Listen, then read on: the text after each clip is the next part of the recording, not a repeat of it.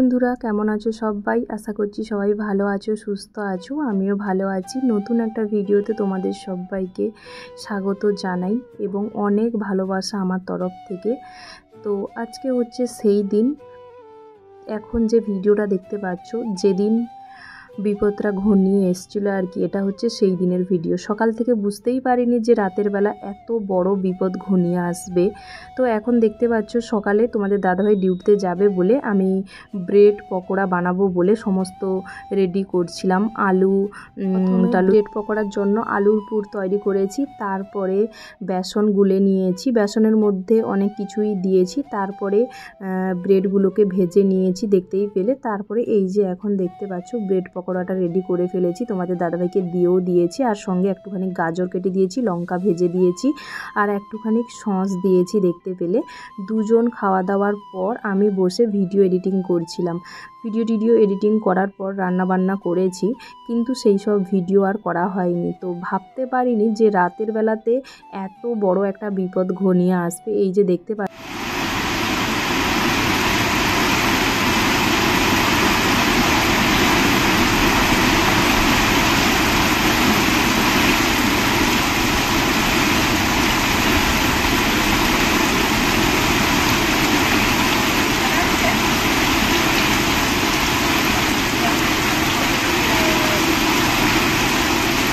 পালিয়ে আসো, মেয়ের কাছে পালিয়ে আসো, বেশি অ্যাডভার্টাইজ করতে হবে না, সব ডুবিছে।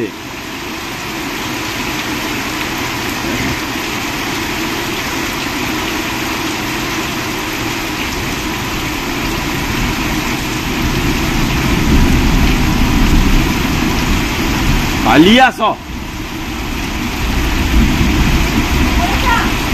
হ্যাঁ,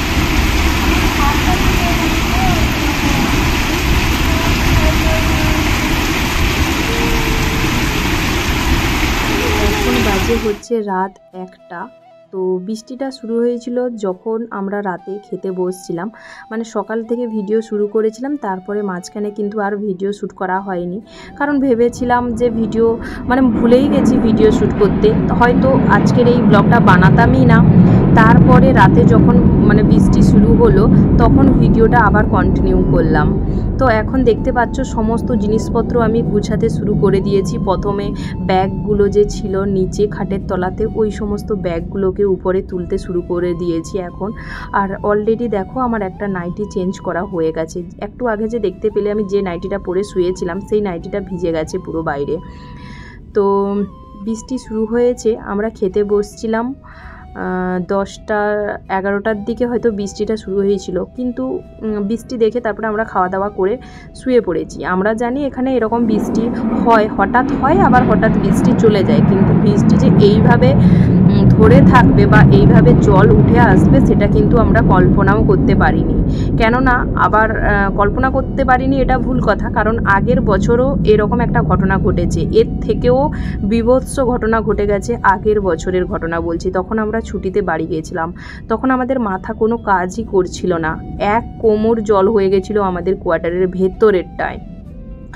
আজকে তো মানে জল ঢুকে আসবে বলে আমরা সমস্ত কিছু গোছগাছ করতে শুরু করে দিয়েছি, কিন্তু আগের বছর এমন ঘটনা ঘটেছে যে আমরা ছুটিতে বাড়িতে ছিলাম, কি হচ্ছে এখানে যখন আমরা একজন আমাদের ভিডিও কল করে দেখালো, ভিডিও করে পাঠিয়েছিল, দেখি যখন যে আমাদের কোয়ার্টারের পরিস্থিতি এরকম, আমাদের মানে কি বলবো, মানে তখন আমাদের মাথায় কোনো কিছুই কাজ করেনি। আর তারা যখন ফোন করেছিল আমি ব্যাংকে গেছিলাম, তো আমি ভেবেছি, আমি অতটা বুঝতে পারিনি যে অতটা জল হতে পারে কোয়ার্টারের ভেতরে, মানে এরকম একটা শহরে এত জল হতে পারে আমি স্বপ্নেও কল্পনা করতে পারিনি।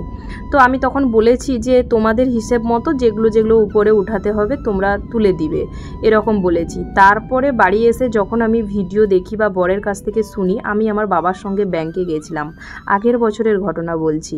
তো যাই হোক, বাদ দাও, আগের বছরের ঘটনা তো চলে গেছে। তো ওই ভয়টা কিন্তু এই বছরও আছে সবার মধ্যে। তো কোয়ার্টারের সমস্ত দিদিভাই কিন্তু ঘুমোচ্ছিল, আমি ফোন করে সবাইকে জাগিয়ে দিয়েছি, সবাইকে ফোন করে। আমি যখন প্রথম দেখতে পাই যে এইভাবে জল উঠে আসছে, পুরো মানে বৃষ্টি কমছে না, জল পুরো কোয়ার্টারের দরজা অবধি চলে এসছে, আমি সমস্ত দিদিভাইদের ফোন করে বলে দিয়েছি, ওরাও উঠে সমস্ত জিনিসপত্র গোছগাছ করতে শুরু করে দিয়েছে।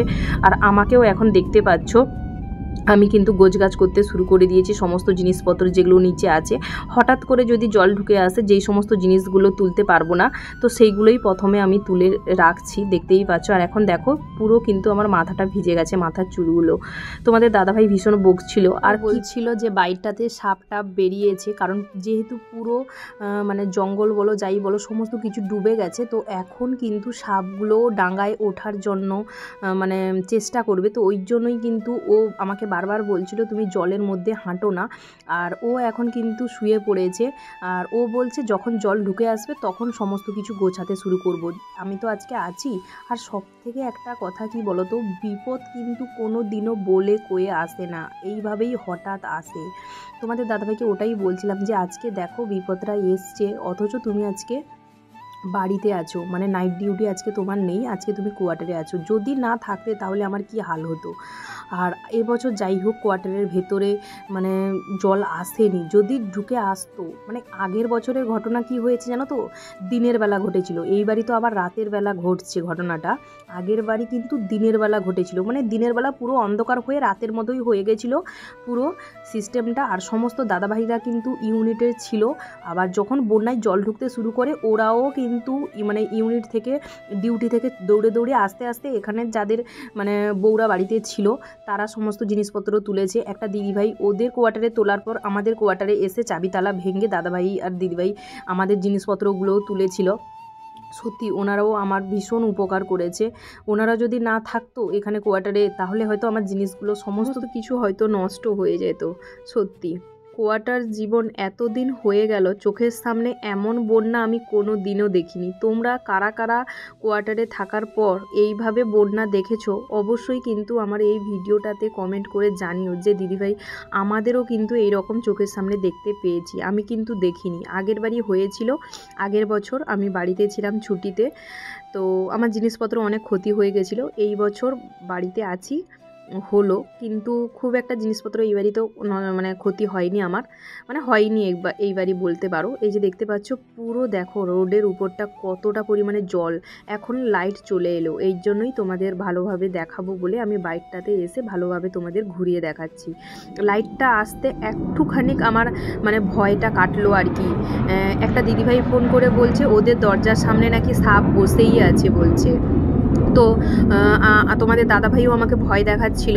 আর কি করে আমি ঘুমোবো বলো, এই রকম কন্ডিশন দেখে আমার চোখে ঘুমও আসছে না। পুরো রাতটাই কিন্তু আমি জেগে জেগেই আজকে কাটিয়ে দিচ্ছি। তোমাদের দাদাভাই শুয়ে পড়েছে, আমার চোখে ঘুমই আসছে না। এইভাবে ঘটনা দেখে আমি কিভাবে ঘুমোবো বলো। এই যে দেখো তোমাদের দাদাভাই ঘুমোচ্ছে ভেতরে, দেখতে পাচ্ছ। ও উঠেছিল, আমার সঙ্গে উঠেছিল, কিন্তু ও বলছে সারা রাত এইভাবে চলতে থাকবে, যখন জল ঢুকে আসবে তখন উঠে সমস্ত কিছু গোছাবো। এই যে দেখো আমার সমস্ত কিছু এখন গোছানো কমপ্লিট, দেখতে পাচ্ছ সমস্ত কিছু খালি করে দিয়েছি এখন নিচ থেকে, যেগুলো যেগুলো ডুবে যাওয়া সম্ভব না। তারপরে জল ঢুকলে এই সোফা টোফা সমস্ত কিছু খাটের উপরে তুলতে হবে। বাকি আছে ফ্রিজ কুলার, এইখানে দেখো সমস্ত কিছু টেবিলের উপরে তুলে দিয়েছি যেগুলো ভেসে যাওয়ার সম্ভাবনা আছে। চলো এই পাপোশটাও তুলে দিই। এই যে দেখো এই পাপোশটাও তুলে দিই, কারণ পাপোশটাও জল ঢুকে গেলে ভিজে হয়তো যাবে না, যদিও ভিজে যাবে। আর এই যে দেখো ড্রাম সমস্ত কিছু উপরে এখন আমি তুলে দিয়েছি।